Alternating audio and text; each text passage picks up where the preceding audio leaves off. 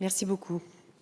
Moi, je salue cet article qui permettra pédagogiquement de prévenir et en tout cas d'aborder les violences éducatives, même légères, au sein de la famille.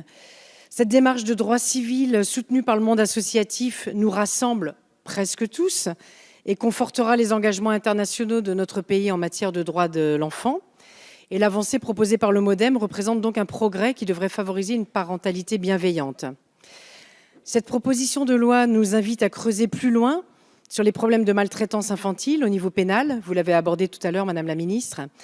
Je pense en particulier aux enfants de l'aide sociale à l'enfance, l'ASE, qui sont 300 000 en France et que l'on doit protéger de leur famille en raison de délaissement parental, de violences graves, physiques ou sexuelles.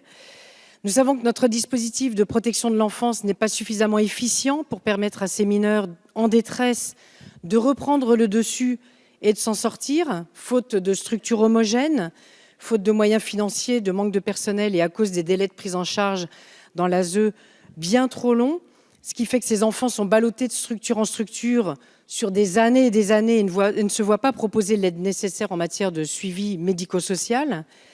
Conséquence quasi fatale, ils sont plongés dans un sentiment d'abandon. 70% d'entre eux n'obtiennent aucun diplôme et 40% de ces enfants de l'ASE finissent à la rue. Certains se tournent vers la prostitution, très jeunes, parfois 13, 14 ans, ou la délinquance.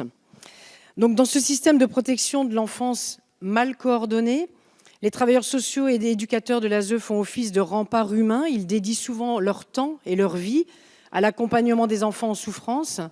Mais c'est vrai que face aux lourdeurs du dispositif, leurs efforts paraissent vains et nombreux assistants sociaux souffrent aujourd'hui d'un terrible sentiment d'impuissance.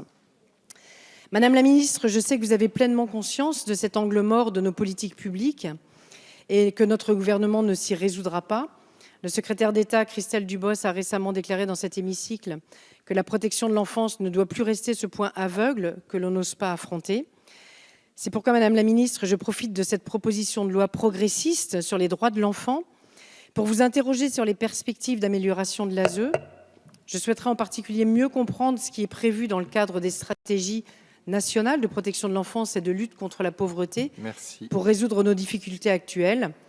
Et je vous rappelle ce récent rapport du CESE que vous connaissez probablement, intitulé « Prévenir les ruptures dans les parcours de protection de l'enfance ». Merci beaucoup. La parole est à Monsieur François-Michel Lambert.